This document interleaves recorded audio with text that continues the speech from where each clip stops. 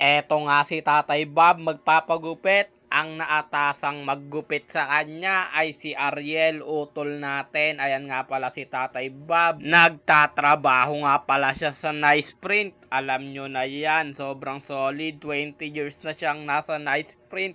Saan ka pa? Yan, naggupit na nga at ginupitan na nga siya ni Ariel. At talagang papapugiin to si Tatay Bob. Syempre, dapat maraming chicks ang ating Tatay Bob na yan. Si Tatay Bob nga pala ay tatay-tatayan ng aking tito na si Tito Baroy.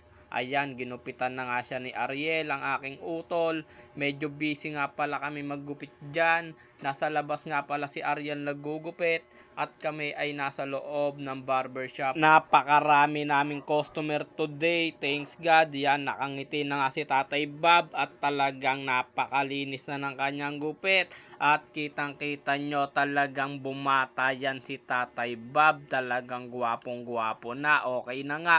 Ang susunod naman ay ang aking tito na yan.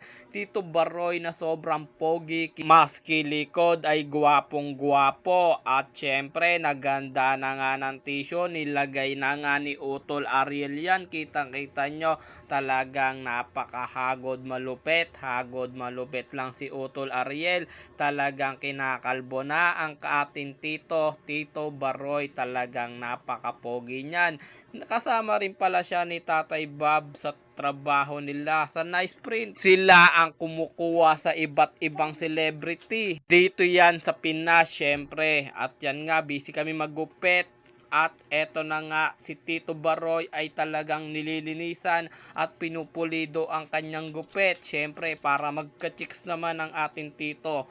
Makikita nyo, hindi lang basta ginugupitan, talagang pinupulido-pulido yan at talagang inispirayan na nga para tanggal ang mga balahibo at mga tumutubong mga nakakasagabal dito. Kinayod at inahit ng inahit lang yan at siyempre, para may forma ang kanyang lahat ng lahat ay talagang pogi. At yan nga, tapos na ang gupit ng ating tito. Gwapong-gwapo na, talagang kalbo.